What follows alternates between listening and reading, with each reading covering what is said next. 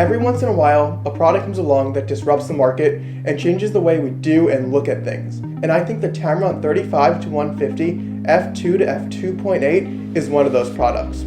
Here's why. While this is a review of the 35-150, I'm not Gerald Dunn. I'm not going to go into crazy detail about corner sharpness or about how it flares, but I'm going to talk about what I like about the lens, what I don't like about the lens, and why I think it's so disruptive to the market.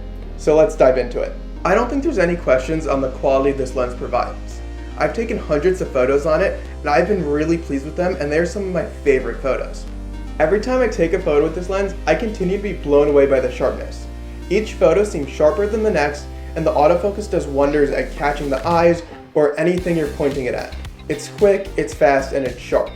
I really love the background separation I can get on this lens. It reminds me of a 70-200 in the way it pulls your subject out, but even on the wide end, it performs better than a 24-70 f2.8 because you're at f2, and it really allows you to isolate the subject. As I mentioned earlier, this lens is an f2 in the wide end. That means when I'm walking around the streets at night or doing an event, I can really open the lens up and get some really amazing low light performance. As you can tell, I'm extremely impressed with this lens, and I think that really comes down to how versatile it is. I think this lens is great for almost anyone. The only person who shouldn't be buying this lens is someone who needs an extreme zoom range, like a wildlife photographer, or someone who's shooting real estate that needs that really wide angle. Most people will be fine with this lens and the zoom range it has, and will be very happy shooting almost anything with it. I've shot landscapes with it, I've shot street photography with it, I've shot automotive photography. I've shot so many different types of photography, and this lens can do it all. And the fact that this lens can do it all is really why I think it's so disruptive. Normally you have your holy trinity of zoom lens. You have your 16-35 f2.8, you have your 24-70 f2.8, and your 70-200 2.8.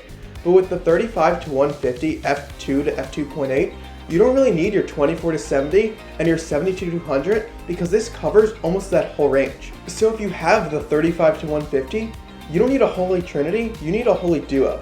Pair the 35-150 with a 16-35 and you cover almost all ranges an average photographer would need. You're good for landscapes, you're good for portraits, you're good for just about anything with those two lenses instead of the typical three. What does this mean for you? This means more room in your bag. So what does having that extra space in your bag mean? It means you can take an extra light, or you can throw in a small gimbal, or you can take a flash, or even take a drone. It's all things that you may not have taken if you didn't have the space because the lens is more important. Now it opens you up to take more things and to be more versatile as a photographer or videographer. You have more room to play with that extra space, and that's insanely important when it comes to shooting. And yeah, a lot of people are gonna say, isn't the 35-150 this monstrous lens?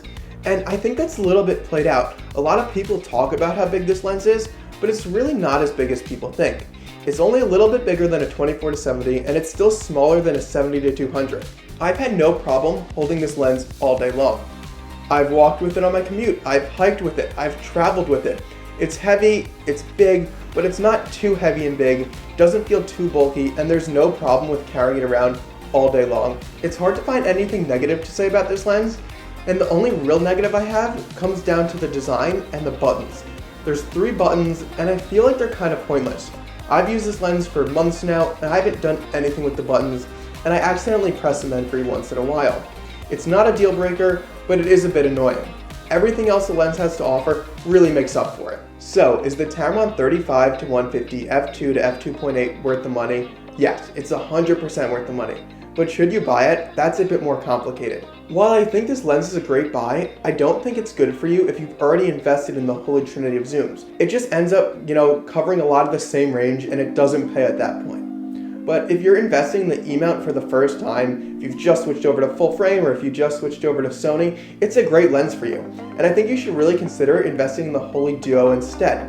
I think it's going to be cheaper, it's going to save space, and you're going to get the same results with a 16-35 and the 35-150, and I think that's going to be the best option going forward for most people. At a quick glance, the Tamron 35-150 may not look as disruptive as I think it is, but when you dive further into it and you look at it in the eyes of this new holy duo as opposed to a holy trinity, I think it's going to change the way photographers gear out their kit moving forward. I hope you enjoyed this video. As I said, I know this isn't the most technical video or the most in-depth review, but I think a lot of photography is more about how something feels to the user rather than just specs. Specs are important, but they're not everything, and I don't think enough reviews talk about a feel of a product.